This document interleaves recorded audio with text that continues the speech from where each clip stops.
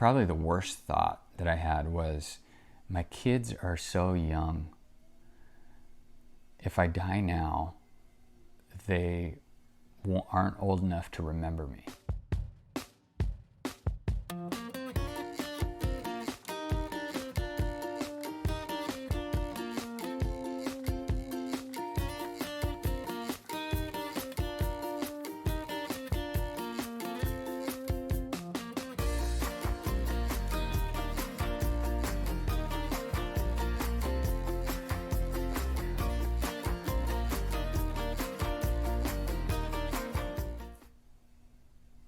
So the day before I found out I had cancer, I was out in the mountains near Wickenburg with some family hunting for mule deer.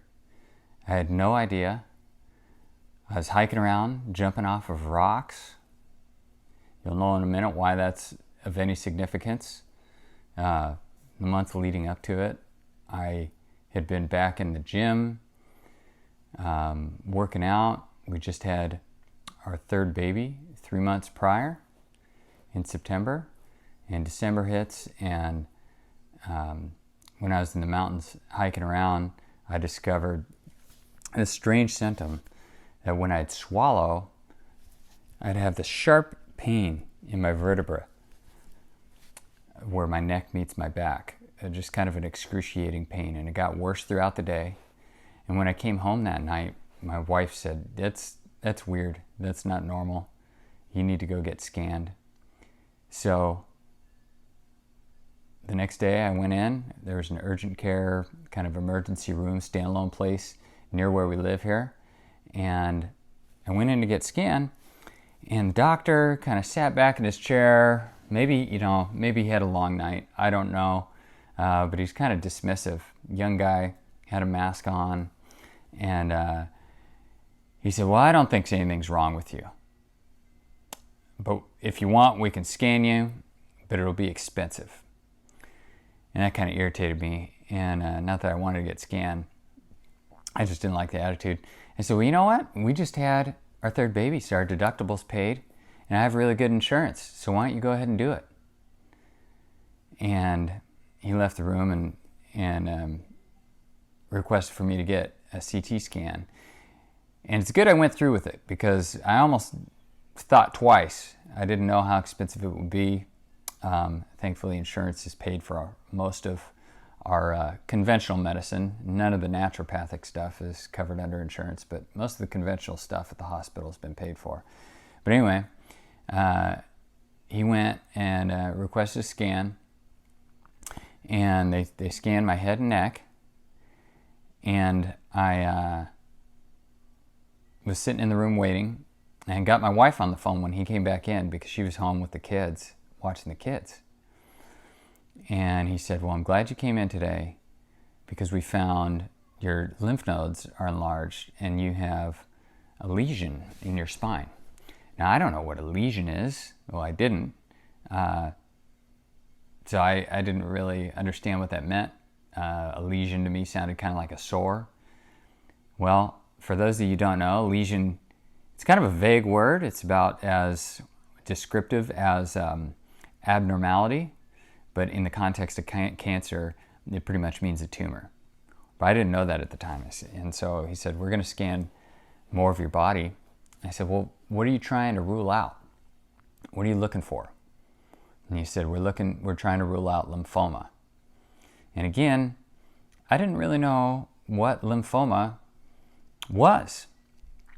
So I said, I thought it was cancer. I said, okay, so cancer, you're trying to rule out cancer? He said, yes. So they scanned the rest of my torso, and I was waiting in the room. Like I said, my wife wasn't there, and the doctor didn't realize it, but he was in the room next to me, and I could hear him. Must have had his office in the room right next door. I could hear him, and I heard him on the phone talking about lymphoma and hospital beds. And it kind of struck me. He's talking about me. What are the chances there's another lymphoma guy walking around in the hospital, right? Or not even the hospital. There might be one in the hospital. What are the chances there's another lymphoma guy walking around in the urgent care, right? And sure enough, he came in So it kind of hit me. I didn't call my wife back until he came in. He came in, I called Rachel, and he came over and sat really close to me and took his mask off, and he said, I'm glad you came in. I'm glad you pushed us today. You have lesions in bones all over your body, and we need to admit you to the hospital immediately.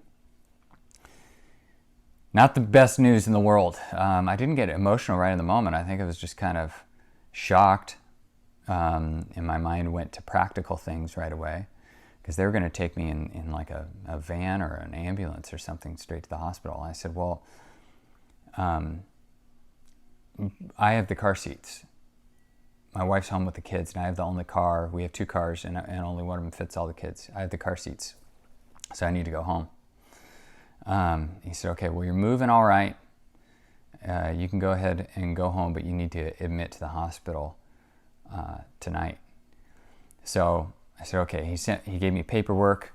They had found a hospital bed at one of the local hospitals, and I talked to Rachel afterward on the phone. I said, let's figure out where we want to go to be treated and stay, and rather than just going to the one that's available. And Rachel, my wife, she is a nurse. She stopped working after our second baby, but she was a nurse, so she knows a thing or two about the medical world. So she was really smart, and she said, make them, before you leave, make them give you your imaging, your CT images on a disc, which turned out to be really smart. So I did that, took the paperwork for the hospital room, went home, I called my mom and her husband on my way home, and then it hit me and I broke down in tears. I got home, and my wife and I cried together and held each other and prayed, and while her parents came over to watch the kids, and we decided which hospital we were going to go to, local here in Phoenix. I'm very grateful that I did. So we drove across town to the emergency room, checked in through the ER. We had our discs.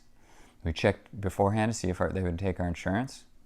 And I get there, and I mentioned before that I was hiking around the mountains. I was going to the gym, doing squats. I come in, there's a guy waxing the floors. And I kind of like to joke around, and I pretended like I slipped. I kind of threw my leg up and pretended like I slipped. And then I get into the room where they're kind of checking you into the ER, and they look at the scans, and they tell me, one of the largest tumors is in the femoral head of your hip, and so you need to be non-weight bearing. You have to be in a wheelchair, which kind of took it to a new level. So I went from hiking around the mountains, jumping off of rocks, doing all this stuff, to finding out the tumor was all over the place. It was up near my head and my neck, in my bones, all the way down to my hip, and it was so bad in my hip that I wasn't even supposed to walk or put weight on it. Very thankful I didn't break my hip while I was out in the mountains, because that would have been a terrible day.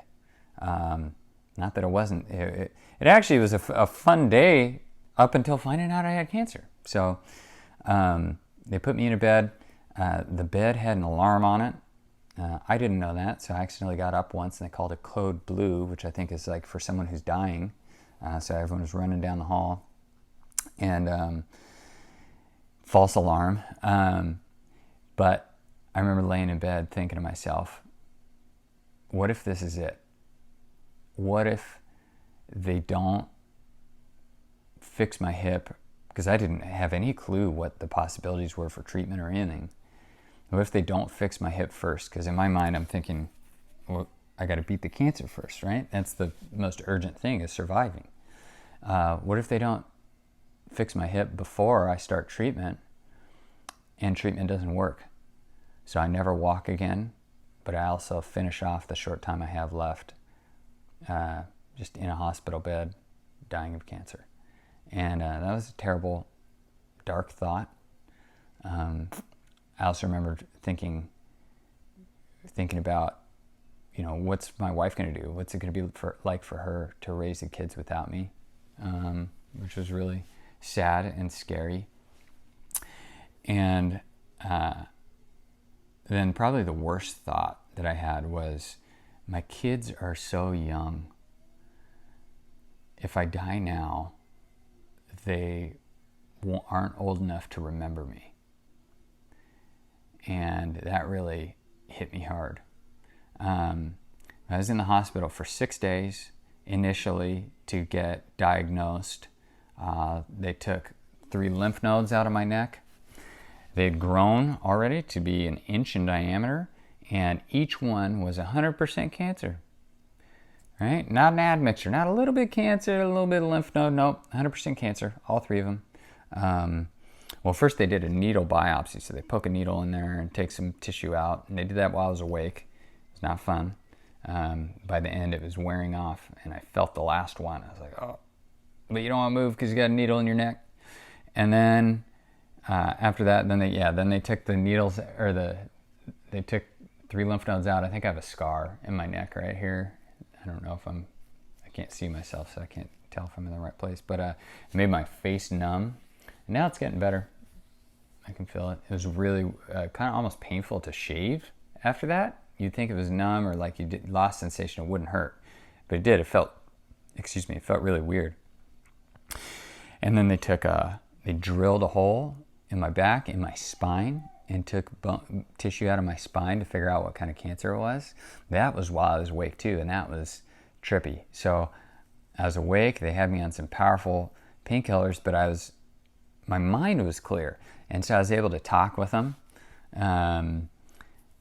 talk with the doctors while I was in there, and they were doing that. The only thing I could feel was kind of pressure on my back. Pretty strange. Made some really good relationships with some of their doctors there.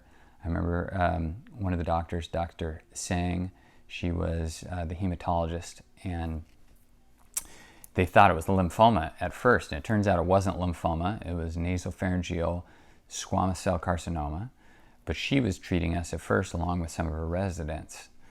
And in the hospital, I remember talking to them, and the day we found out it wasn't lymphoma was really emotional, because lymphoma, I don't think all lymphomas, don't take this the wrong way, it's still scary. Lymphoma, certain types apparently are quite treatable. And so we're thinking, okay, good, yeah, lymphoma, we want lymphoma. Because they even use the word curable for certain types. Well, it wasn't lymphoma, it was this other rare one that doesn't like to be cured. Thankfully, I don't have signs of cancer at this point. But she was a wonderful doctor. She connected with us. She took her time to explain things. My wife asked if she would still touch base with us once we found out that she wouldn't be on our team because it wasn't her type of cancer. And she did. She stayed in touch. I even ran into her at the hospital since. Just a wonderful person. She actually, after we got home from the hospital, there's some tests that came through, and the doctor who I was assigned to wasn't in town, and she was watching for those tests, and she called us on the phone, and it almost sounded like she was at home or something. I thought I could hear kids in the background, and explained the tests to us, requested more tests and appointments with doctors, just so proactive. There's another doctor, Dr. CO, and he was wonderful too, the radiation oncologist. He gave me his personal cell phone number the first day we met, and it was just really neat. He has kids around our kids' age, his brother's my age, I think he said, and he treated me on the radiation they did on my hip later on, and just stayed in touch, really awesome. And then Dr. Walker was the doctor for the kind of head and neck area. He did a scope of my neck, and I remember actually coming in, and he took a biopsy of the back of my throat through my nose. It wasn't very fun. There's this like long needle nose pliers, and you have to sit still, and it goes in, and has a little mouth that bites tissue off the back, and he pushed it back there, and then it bit some off, and it's the weirdest thing. I could hear it, but I could hear it resonating through the bones in my head. It was like getting the meat and pulling it out. But he was absolutely phenomenal. stayed in touch with us. And I think he left town, he moved to a different place, but I still have his number. I need to reach out and say hi. But I remember the nurse, when he took that sample, saying, you know, I can run that up to the lab and have him test it for you. He said, no, I'm going to walk it up myself and put the fear of God in him. And he called me back, no kidding, this is not exaggeration, 15 minutes later, because I had another appointment. And he had already pushed them to put part of it under a microscope and get a preliminary impression. So just phenomenal doctors and nurses and everything else, but the doctors were the ones that I really built the relationship with. But I was in the hospital for 6 days, getting diagnosed, sleeping alone there at night. My daughter brought me this little bubble guppy. Well, she didn't get to come. No kids were allowed because there was still COVID stuff going on. But she sent her little bubble guppy doll with Rachel and a pillow with a mermaid on it. And so I was sleeping there at night, and I held it close to me just because I was thinking about my kids. And I joked with the nurses because they knew why it was there. But I don't know if you've ever seen that part of Toy Story where I think Buzz is like losing his mind. He's playing with his arm. He's playing tea party or something. And I was joking with the nurses I was going to start playing with the bubble guppy, like when I knew someone was going to come in, like I was losing my mind. But it was scary. And praise God that the treatment went well. And I don't have any cancer currently, but as far as we know. But yeah, in there 6 days, came out. On Christmas Eve, I came out, and I was able to come home and spend some time with my family that Christmas Eve. A couple buddies, John and Kyle, brought over at 9 o'clock, 9:30 at night. They live pretty far away, probably 45 minutes to an hour away from me, and they said, he needs a wheelchair. And so they brought me a wheelchair at like 9 o'clock at night,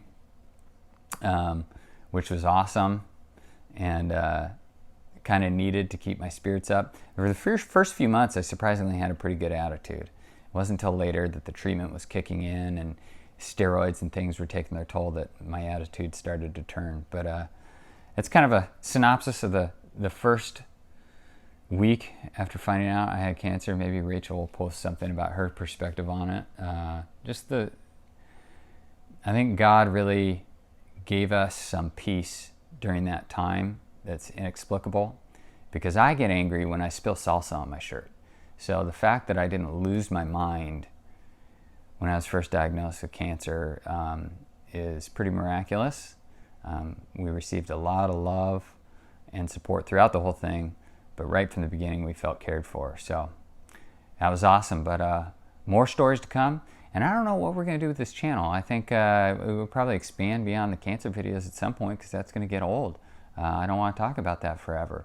So maybe we'll get into some interests of ours and talk about God some more. We'll see. We'll see where it goes. I don't know anything about this whole content creation thing. I don't know how to make videos. I don't know how to do any of this. I'm kind of learning as I go. I'm recording this on my phone right now. It's pretty cool that phones record such wonderful videos.